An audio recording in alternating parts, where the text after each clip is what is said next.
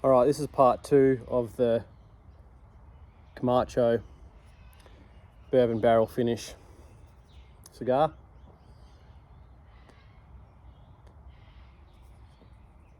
Oop. I was just thinking, I wonder if I can get this ash to the end, and then as soon as I thought that, I manifested that into the universe. As soon as I thought about bang. So I brought 2 out just in case. I don't know, like they are pretty easy drinking.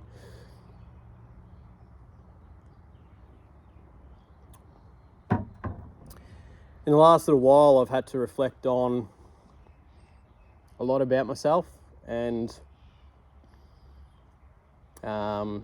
sort of look at some triggers that have happened to me lately and understanding my part in things that have gone on, and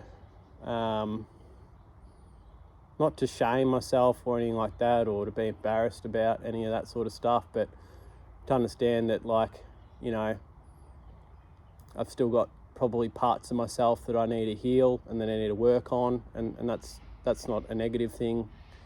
You know, I'm far from perfect, as we all are. You know, no one's perfect in this world, and you know, I've got some certain things that have happened to me in the past that have obviously come out recently that have triggered me, and that's me. That's for me to notice. That's for me to understand. That's for me to work on. Which obviously doing a lot of journaling, a lot of poetry, meditating, walking. You know, you start to sort of look back in on yourself and look at some things that, or situations where you may have not handled yourself the best way, and impacted some people within that in a really sort of negative way. And you know, it's tough. It's tough. You don't want to hurt the people you love and care for the most. And sometimes things can come out the way they do, and you don't mean them, or you don't have intentions for them to come out that way, and sometimes they do, and then you look at yourself and you're like, oh, where did that come from? Why was I that way? Or you know, what parts of myself do I still need to heal, and that sort of stuff. And that's not a negative. That's not a negative at all. It just means that I'm still evolving as a human, and I'm enjoying my psych appointments. I've pushed them out to fortnightly, and I'm probably, after this next week, I'll probably push it out to another month. I'll do a monthly. There's no shame in that. Anyone who's watching this, if you are struggling with mental health, don't feel like you can't reach out. Don't feel like you can't ask for help. Don't feel like the way you're handling things because of situations is poor. You know, people's coping mechanisms are just that. They're coping mechanisms, and I've got mine. Other people have got theirs. And, you know, as long as you can sort of show compassion for yourself and others, that's probably the main thing. And, you know, if you are someone who is struggling with your mental health,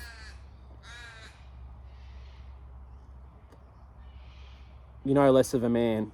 You are no less of a man if you go to a doctor and you seek out a mental health plan. And you know, whether you start with talk therapy and that doesn't really work for you, you know, don't just dismiss that and butt it out like a cigar and go, oh, that's not for me.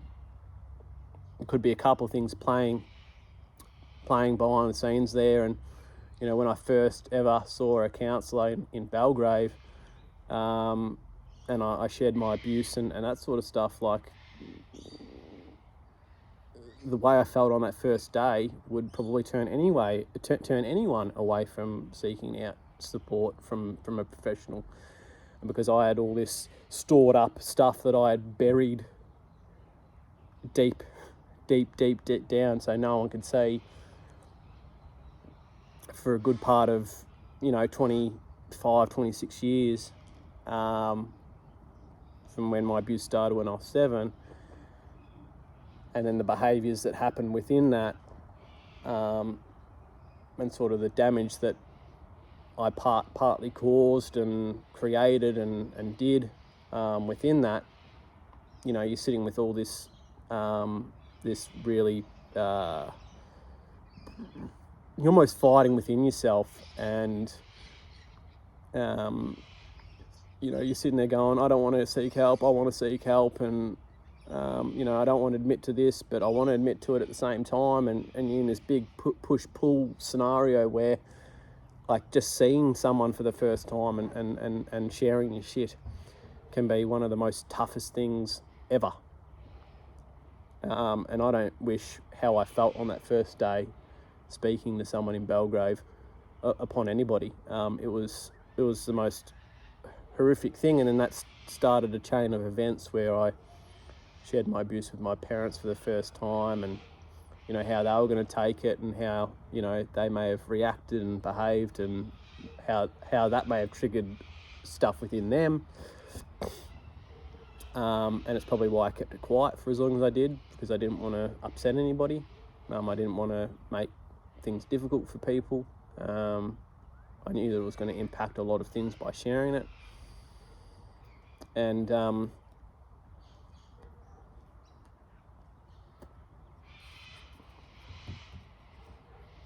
it's difficult. It's very, very difficult. Cigar's getting really nutty now. It's very, very difficult, but to where I am now, seeking a professional, it's a hell of a lot different. You've got to understand, when you're seeing a professional, is you're in this big element of distress, and you're wanting to keep yourself safe, because feeling all these things and thinking about all these things are pushing you into a state of feeling unsafe. And so even just the thought of sitting down and sharing stuff, you're feeling unsafe. And so naturally, that's the flight and fight response. You want to get out of that environment as quickly as possible, because you don't feel comfortable. And I remember having this sort of out-of-body experience, and not in a positive way, in a really negative way, where I was just convulsing. Like, I was...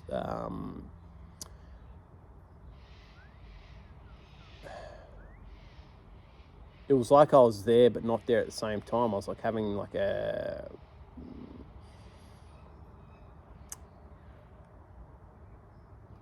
internal panic attack.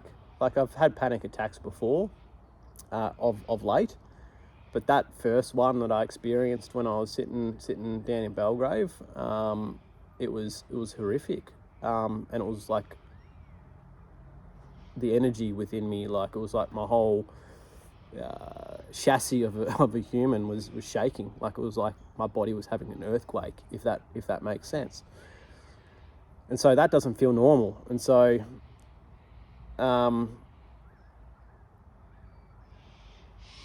being able to share what I shared and being able to process that and move forward, is once you start to move through that, is, and not a lot of people, they'll go to their first session and then experience that and never seek help again, and go, oh, it's just easy to just shove that down and fill the void with excessive drinking or drug taking, or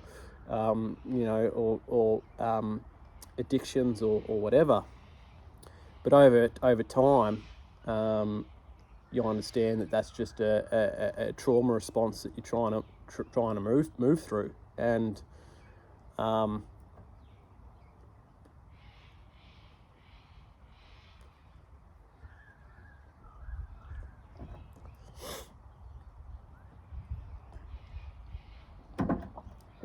and when I saw my psych for the first time, this current psych that I'm seeing, for what's going on for me in my personal life, is the first session was impactful, but it was more to do with the scenery in the room that was setting off triggers based on situations that were happening within the situation I was finding myself in.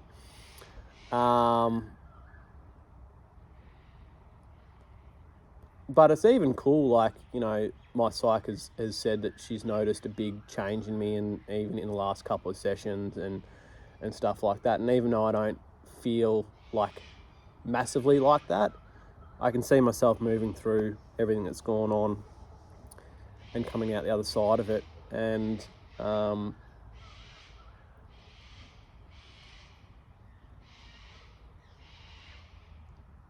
you know, and like, yeah, I am proud of myself.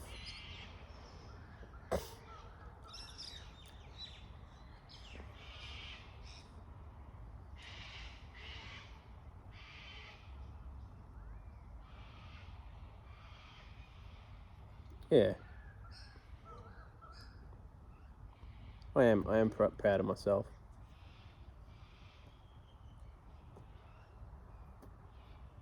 But that's how it looks, guys. So you go to a doctor, you seek out a mental health plan, and then you know, if you haven't done therapy before, and I say this to my PT clients a lot, you know, when I get them and they're starting out with me, is that unless you're going to tell that psych or counsellor or therapist, whoever it is, the full thing, is they can only work within that. They can only work within what they know. And so, you know, if you go in there and you've got blinkers on and you want to direct that in any way, shape or form, and not share what you need to share, well, then you're not necessarily going to progress through what you need to work on.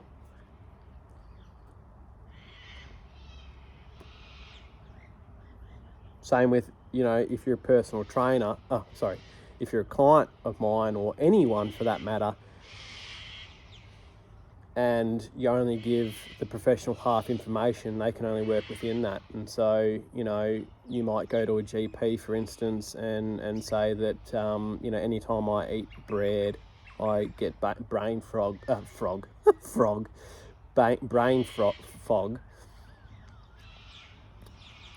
and then the doctor's like, oh, you might be gluten intolerant or whatever, but you haven't gone, I don't eat breakfast and dinner and then I eat a whole loaf of bread because I end up having the whole loaf of bread as toast after I've eaten dinner, and that's what's creating the symptoms. So unless you actually are honest and open with your professionals, is they can only work within that space that you're in.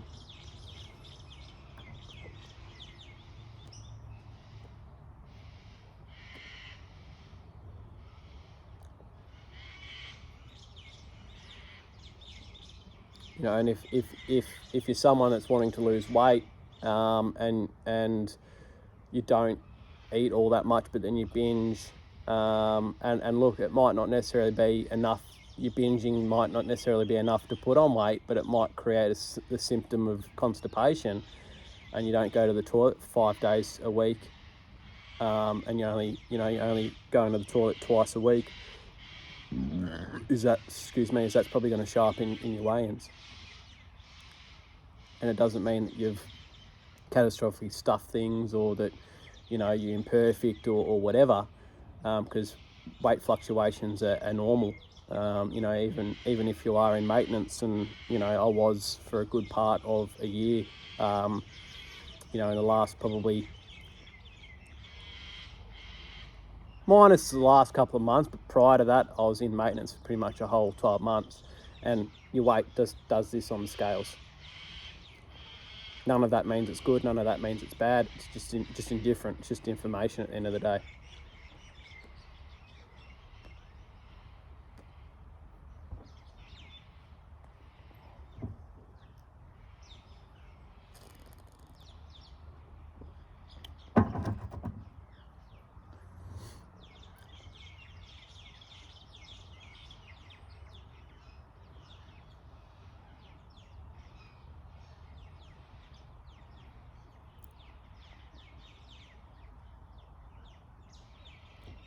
You know, and obviously,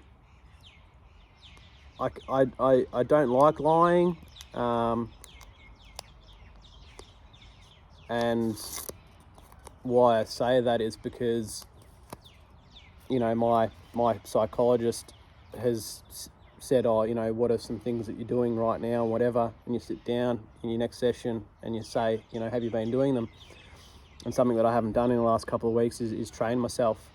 I'm finding it really, really hard with sort of my energy within my body to even want to train.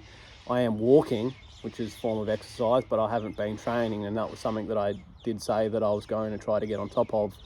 And so, you sit down and she's asking these things. You're only fooling yourself if you're going to say, oh no, I've been training. Yeah, I've been training 3 times a week when you haven't. And that's just something that I can't do.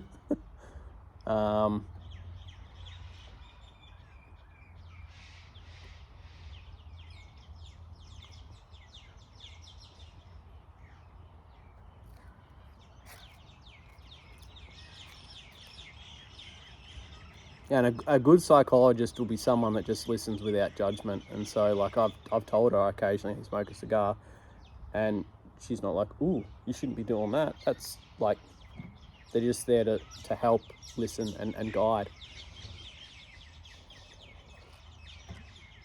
Now, if I went to her and said, I found that I'm smoking now every single night and I'm punching out 3 cigars a day and I need to do something within that because I don't want to do it anymore, well then she can work within that. But obviously that's not happening.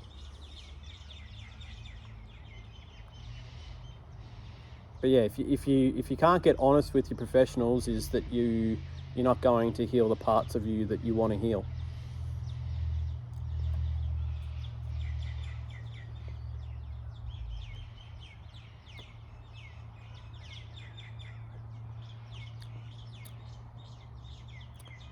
That raisin element is gone, and sort of, it's interesting, like that chocolate, that almondy, chocolatey nuttiness is sort of taking over.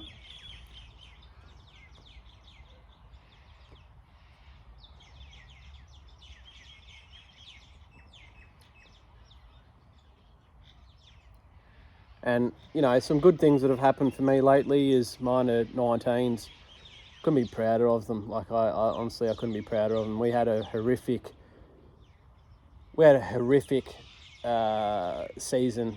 Thankfully, I think there was only 6 or 7 teams in the grade. And we didn't need to necessarily win a lot of games to qualify for finals. But our last 3 weeks, we had to win all 3 games, and they were all against top 4 sides to even make the finals. And if we had lost our last game, and Saints actually won, if we had lost that game, Saints would have finished in the top 4. And,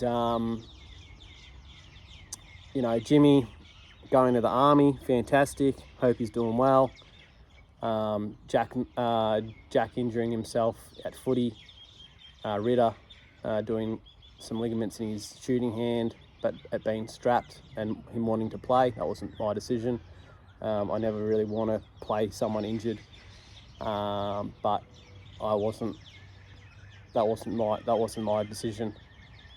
He decided to play, and he came up clutch in certain moments, as did all my players. But when you're sitting with 5 players and you got a couple of people that generally get into foul trouble most games, coming into finals when referees really, and it's not a negative on referees, it's just how it is. I used to referee basketball, and you used to ref finals differently to how you'd ref normal games, where you'd try to not assert dominance, that's probably the wrong terminology, but you'd try to make sure that the game was in control, where things weren't getting out of hand. And because emotions and intensity is up in players' energy, is if you aren't on top of calling the things that you need to call and maybe letting things play on, that's probably where games sort of boil over to players playing outside of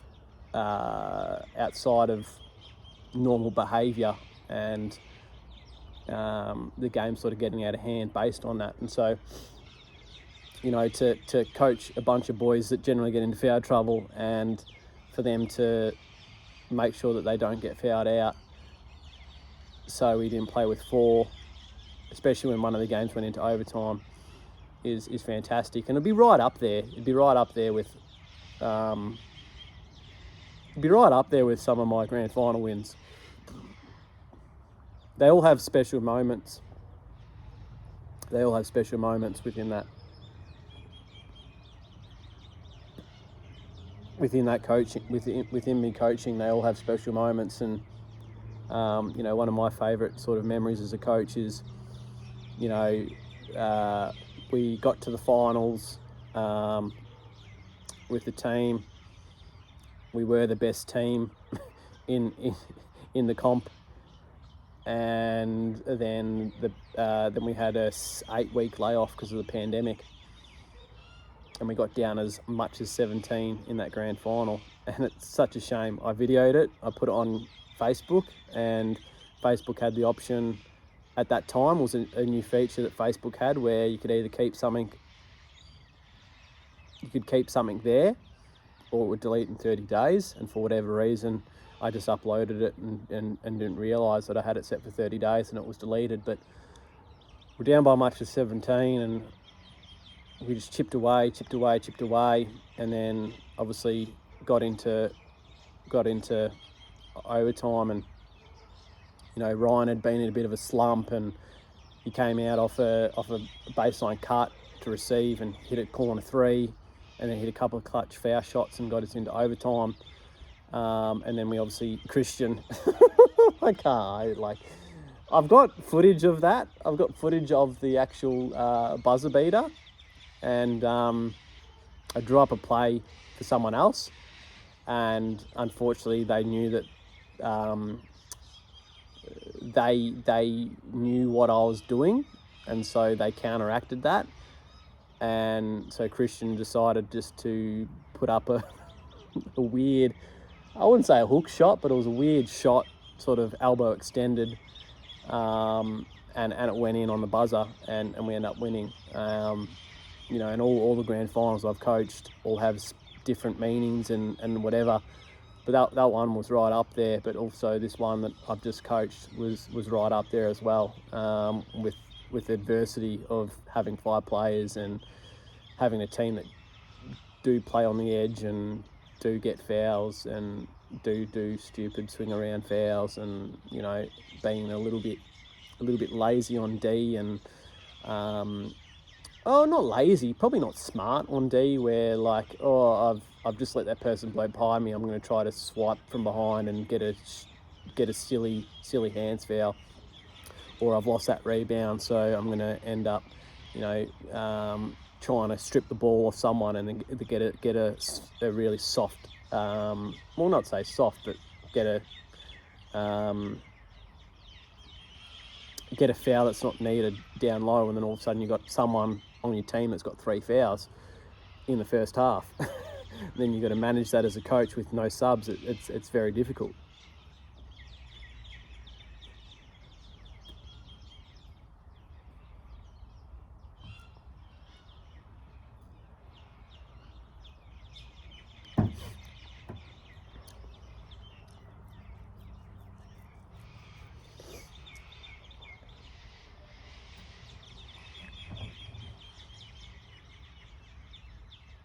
And nothing in life is even if things change within your life and you get put in a scenario that you don't want to be in, which is what I'm currently in, just having the ability to be around my dad as he gets sicker, also being a mental support for my mum with that, they're things that I'm probably going to look back on these moments and cherish. It's nice to be able to push my dad around in a wheelchair and for him to feel that love and support from me, and for mum not to feel isolated within that experience and being able to talk to me about it and stuff. And my mum and dad do gnaw at each other, and they are very old school, which I think a lot of married couples that are still married, that got married in the 50s and 60s are probably like that, where they they do gnaw at each other, you know, the love is still there from both of them, and you know, it must be very, very tough for my mum to see my dad go through what he's going through, especially when, you know, retirement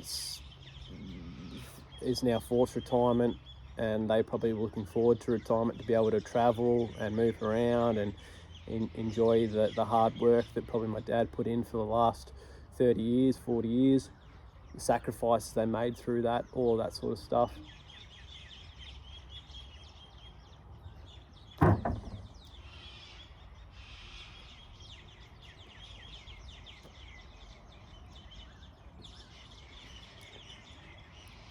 You know, and this is actually really, you know, as I'm speaking about this, I've got no script, just sort of speaking from the heart and the mind. It's sort of good to just sit here and sort of, you know, reflect on those moments, and you know, sometimes I sit there, and today, and we're at a cafe and mum and dad are talking, and you're just like, you guys could treat each other a lot better. You guys could really treat each other a lot better. But there's some elements within that. Obviously, probably mum's a bit frustrated with everything that's going on, and dad's probably frustrated that, you know, his retirement isn't going the way he wants, and he probably feels like he's letting people down, and he probably feels like that he's not who he wants to be at this point in his life, and that probably means that he's more frustrated, and then he's frustrated, she's frustrated, and then that clash.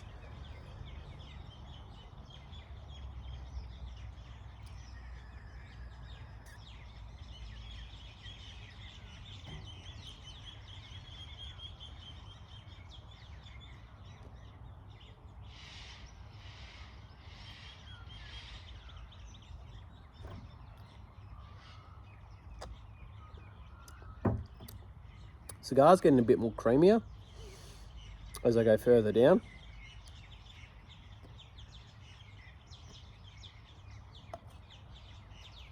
As that ashes off.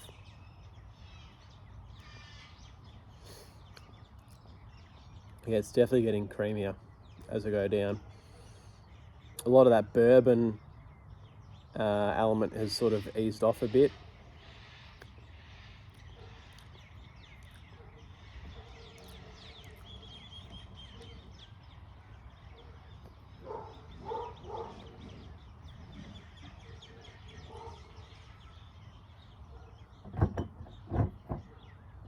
Elephant.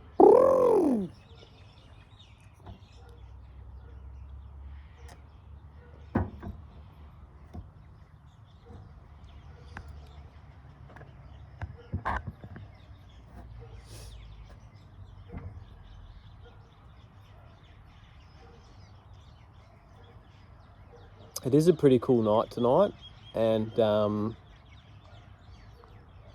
obviously I'm wearing a t-shirt, but I'm wearing jeans, so I'm not cold. I'm someone that feels the heat a lot. One, I'm a hairy individual, so I've generally got thermals on because I've got hairy legs and the rest. But you know, a lot of my overheating probably comes from stress and anxiety that I experienced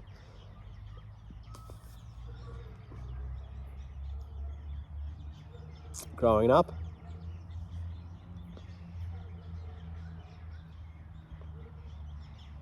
And so I actually prefer being cold.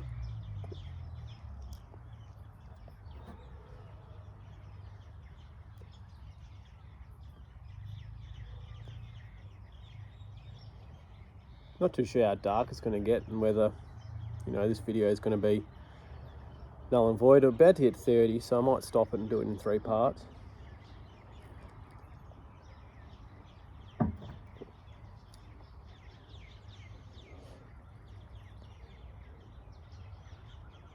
Oh, I think I've said all I've needed to say, so maybe I'll just shut it off here, and I'll do a couple of different things for my cigar channel, which is Straight Cut Cigar. I think it's called Straight Cut Cigar.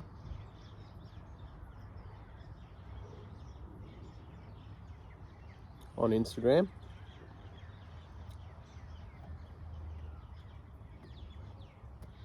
So I might leave it there and yeah, do that as I said. So if you made it this far, you've done well.